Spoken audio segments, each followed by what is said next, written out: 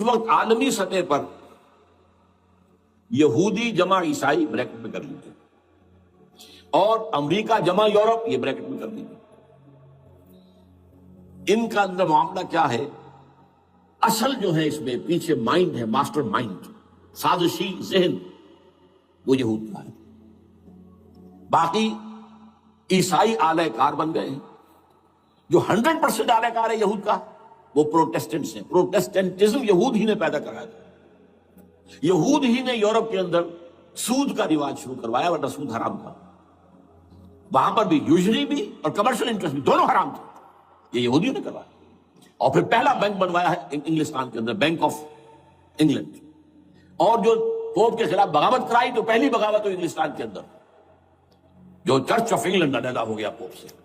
اور اسی کو یہودیوں نے قرار دیا یہ ہمارا ماڈرن اسرائیل ہے. یہ اسرائیل ہمیں دیا ہے گاڈ نے، یہ جو ہے برطانیہ.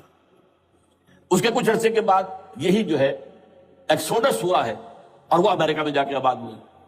لہذا امریکہ کو بھی جیوز نے کہا ہے دس از another اسرائیل، یہ ہمارے اصل اسرائیل، ماڈرن اسرائیل یہ ہے. اس لیے کہ جو انہیں وہاں پر اقتدار حاصل ہوا ہے، جو قوت حاصل ہوئی ہے، جس قدر دولت انہوں نے وہاں جمع کی ہے، وہاں کے جس طریقے سے جکڑ لیا ہے حکومتوں کو، فرنگ کی رگے جہاں پنجائے یہود میں ہے. ٹھیک 100 سال پہلے علامہ اقبال یہ مشاہدہ کر کے آ گئے تھے یورپ میں. اور کون دیکھنے والا تھا کہ وہاں کیا ہو رہا ہے، بیہائنڈ دی سین کیا ہے، سامنے کیا ہے، پردے کے پیچھے کیا ہے. فرنگ کی رگے جہاں پنجائے یہود میں. اس وقت فرنگ کا امام تھا برطانیہ. یہ وہ سلطنت تھی جس پر سورج کبھی غروب نہیں ہوتا تھا. آج وہ فرنگ کا امام امریکہ ہے. یہ برطانیہ تو اب وہ جو ایک نظم ہے کہ بچپن میں پڑھی تھی، London Bridge is going down going down going down, اس کی مثال ہے. برطانیہ کی تو کوئی حیثیت ہی نہیں، ورلڈ پاور کی حیثیت نہیں ہے. وہ تو چھوٹا بھائی اس نے بنا رکھا امریکہ نے اپنا، تو اس حیثیت سے جو ہے اس کی کوئی حیثیت ہے، ورنہ کوئی اور حیثیت نہیں.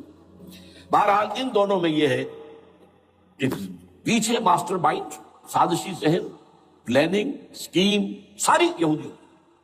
آلہ کار امریکہ سب سے بڑھ کر، اس کے بعد برطانیہ. اور اس میں اصل پروٹیسٹنٹس، ان میں بیپٹسٹ، ان میں اس سے بھی آگے بڑھ کر ایونجلسٹ، جن کو کہتے ہیں بورن اگین کرسچنز، جن کو کہتے ہیں نیو کنزرویٹو کرسچنز. یہ تمام اصطلاحات آپ اخبارات میں پڑھتے ہوں گے، ان کو گروپ کریں. یہ اصل آلہ کار. ان کو ایک نیا نام دیا گیا ہے کرسچین زائنسٹ. ایک یہودی زائنسٹ ہیں، سارے یہودی زائنسٹ نہیں ہیں. بہت سے یہودی ہیں جو یہ زائنسٹ کے مخالف ہیں. چنانچہ میری ہیوسٹن میں ملاقات ہوئی تھی ڈاکٹر وشو برانڈ، بہت بڑا پروفیسر ایمیریٹس یہودی. لیکن یہ کہ اس نے کہا، بڑے اجتماع میں کہا، ہمارا اجلاس تھا وہاں پر، ہم نے یہ جو ہے بلایا تھا ایک یہودی، ایک عیسائی اور ایک مسلمان، تینوں جو ہیں وہ تقریریں کریں. نے کہا تھا کہ وی آر ناٹ سپورٹنگ اسرائیل. اس نے وہ عیسائی جو آیا ہوا تھا پروفیسر، اس کی طرف they are supporting Israel, we are not supporting Israel. اسی طرح میری جو ہوئی تھی round table conference, round table, اس میں ایک یہودی پروفیسر تھے، وہ ہسٹری کے پروفیسر، میں نام بھول رہا ہوں گا. انہوں نے کہا آئی ایم اینٹی زائنزم، میں زائنزم کے خلاف ہوں. تو زائنزم جو ہے اصل میں ایک سیکولر یہودیوں کی تحریک ہے، اور اس کے سب سے بڑے سپورٹرز کرسچین زائنسٹ وہ امریکہ میں بیٹھے ہوئے. تو یہ ہے صورتحال. یہ جان لیجئے کیتھولکس جو ہیں یہ اتنے پرو یہودی نہیں ہیں. اب رفتہ رفتہ وہ بھی اس کے اندر آ کر شامل ہو گئے. یورپ جو ہے زیادہ Catholics, Roman Catholics. Roman Catholics کا یہ بھی آپ نے جملہ پڑھ سنا ہوگا کہ یہ جو ترکی جو ہے ہمارا ملک، یہ جو کوشش کرتا رہتا ہے گھسنے کی یورپین یونین کے اندر. تو ایک دفعہ جان شراک نے کہا تھا، بڑا پیارا جملہ تھا، Why doesn't Turkey understand that we are a Christian club؟ یہ ہماری جو یونین ہے یورپین، یہ تو کرسچین کلب ہے، وہ مسلمان ہے، وہ کس وجہ سے آنا چاہتا ہے اندر، کیوں تو خود داخل ہونا چاہتا ہے؟ Why doesn't Turkey understand that we are a Christian club؟ لیکن یہ ہے رومن کیتھولکس. اور ان کا میں بعد میں آپ کو بتاؤں گا. یہی آپ کو معلوم ہے کہ یورپ نے عام طور پر اسرائیل کا اتنا ساتھ نہیں دیا جتنا جو امریکہ دیتا رہا ہے. اور کسی درجے میں ان کے دلوں میں سافٹ کارنر جو ہے عرب فلسطینیوں کے لیے بھی رہا ہے. یہ معاملہ ایران کے بارے میں بھی رہا ہے. جس قدر اسٹرانگ ایکشن امریکہ لینا چاہتا ہے، یہ جو ہے اس کے ساتھ نہیں ہے. تو یہ دونوں سے فرق ہے، وہ میں اس کا ایک بنیاد بعد میں بتا دوں گا آپ کو.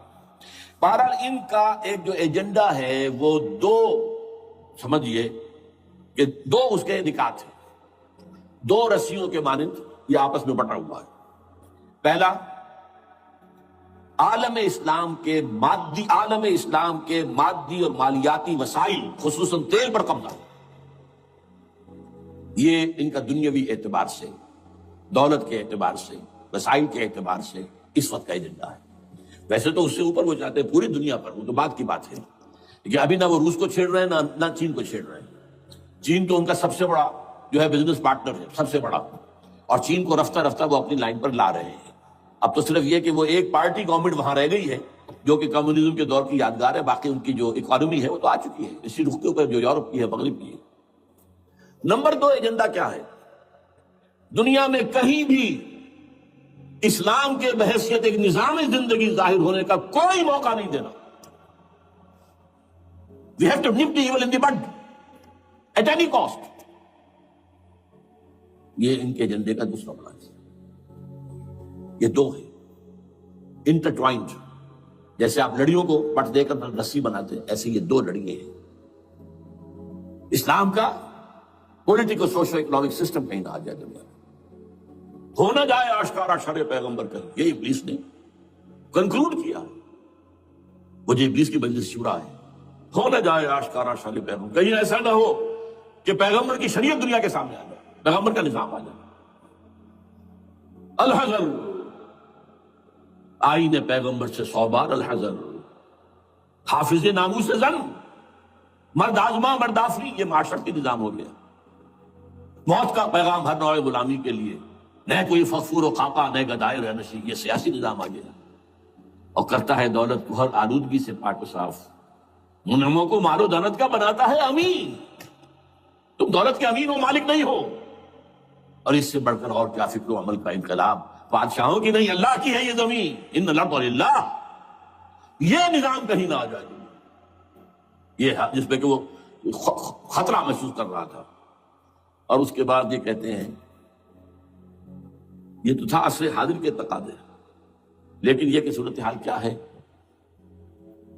ہو نہ جائے آشکارا شر پیغمبر کہیں، ہے یہی، یہ معاملہ اس طرح رکھو کہ خود مومن ہے محروم یقین، یہ غنیمت ہے کہ خود مومن ہے محروم یقین۔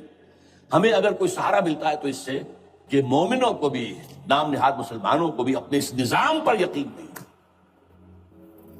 وہ نماز پر یقین رکھتے ہیں، روزے پر رکھتے ہیں، زکوٰۃ کو بھی جو بھی اللہ تعالیٰ نے جس کو توفیق دیتا ہے، حج کرتے ہیں، عمرے کرتے ہیں، یہ ہے سب، لیکن یہ کہ یہ غنیمت ہے، چشم عالم سے رہے یہ پوشیدہ یہ آئین تو خوب۔ وہ ابلیس کہتا ہے کہ یہ آئین چشم عالم سے پوشیدہ رہنا چاہیے، یہ غنیمت ہے کہ خود مومن ہے محروم یقین۔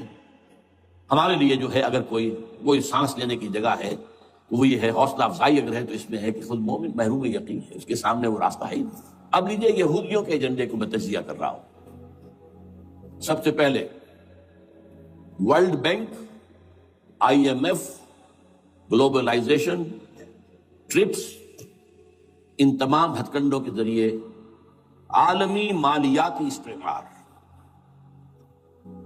جو بظاہر امریکہ کا ہوگا حقیقتاً یہود کا ہوگا۔ یہودیوں کے نزدیک پوری نوع انسانی حیوانوں کے مانند ہے۔ They are not human beings. They are goyams.